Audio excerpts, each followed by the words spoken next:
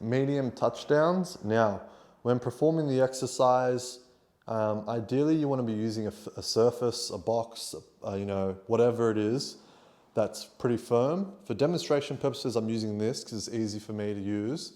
But it has a lot of compressive force to it, right? I sink into it a fair bit. So it's not 100% ideal.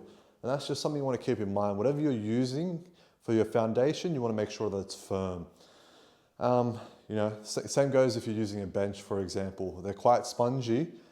They're firm, the actual base, but the actual sponge on the top can make it a little bit harder to stabilize when performing this exercise. So, starting from the top of the movement, and this is a medium height.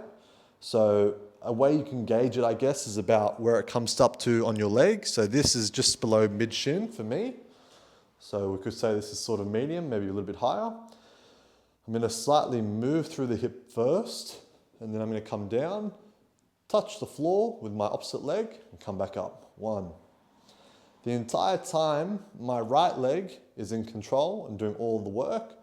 My left leg just serves as a reference point as to how deep and low I'm going.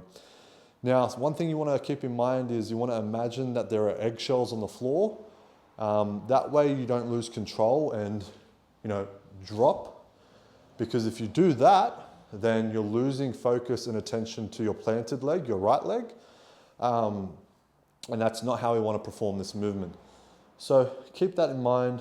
If the height isn't challenging enough, go higher. If it's too hard, go lower.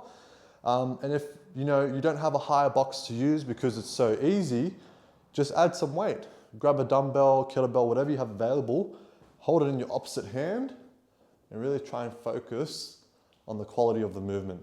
If you do it correctly, you should feel it predominantly through your glute and your quad, your thigh. Other than that, make sure you're pushing through your entire foot.